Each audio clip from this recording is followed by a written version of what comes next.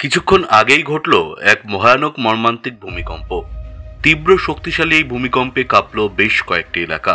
বিভিন্ন এলাকায় বিশাল ফাটল, বাড়ছে মৃতের সংখ্যা, প্রচুর বাড়ি ধসে পড়েছে, ব্যাপক ক্ষয়ক্ষতি, চলছে জোর কদমে উদ্ধার কাজ। গোটা এলাকা জুড়ে ব্যাপক আতঙ্কের সৃষ্টি হয়েছে। আতঙ্কের রীতিমতো ছোটাছুটি, দিশেহারা এলাকাবাসী। তবে ভয়ঙ্কর এই ভূমিকম্পটি কখন ঘটেছে, কোথায় ঘটেছে, কোন এলাকায় ঘটেছে, কতটা ক্ষয়ক্ষতি হয়েছে, কতজন আহত ও কতজন নিহত হয়েছেন এই ভূমিকম্পের ফলে, কি জানা যাচ্ছে, কি বলছেন সেখানকার প্রশাসন, জানবেন বিস্তারিত ভিডিওতে। তাই অবশ্যই ভিডিওটি শেষ পর্যন্ত দেখবেন এবং আপনি আপনার জেলার নাম ভিডিওর কমেন্ট বক্সে কমেন্ট করে আমাদের জানিয়ে দেবেন। আপনার জেলার নতুন কোনো খবর বেরিয়ে এলে আমরা আপনাকে জানিয়ে দেব।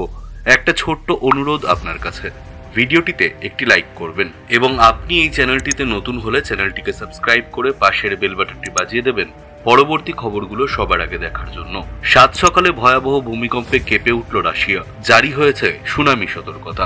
রাশিয়ার কামচাটকা অঞ্চলে আঘাত হানল শক্তিশালী ভূমিকম্প। মার্কিন ভূতাত্ত্বিক জরিপ নিশ্চিত করেছে যে রিক্টার স্কেলে ভূমিকম্পের তীব্রতা 7.4 ছিল।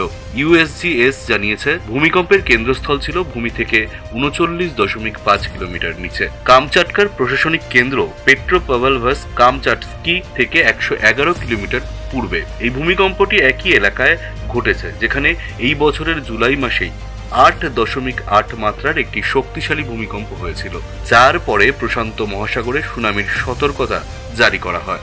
বার্তা সংস্থা রয়টার্স জানিয়েছে যে শনিবার ভোরে এই ভূমিকম্পের পর সেই অঞ্চলে সুনামি সতর্কতা জারি করা হয়েছে। প্রশান্ত মহাসাগরীয় সুনামি কেন্দ্র তাদের সতর্কতায় জানিয়েছে যে ভূমিকম্পের ফলে সুনামি হতে পারে। এখনো পর্যন্ত কোনো হতাহত বা সম্পত্তির ক্ষয়ক্ষতির খবর না থাকলেও সমগ্র অঞ্চলে আতঙ্কের পরিবেশ তৈরি হয়েছে।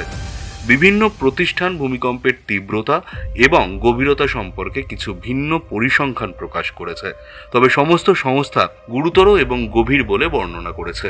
জার্মান রিসার্চ সেন্টার জিওসায়েন্স অনুসারে ভূমিকম্পের তীব্রতা ছিল 7.1। এর কেন্দ্রস্থল ছিল সমুদ্রপৃষ্ঠ থেকে 10 কিলোমিটার নিচে।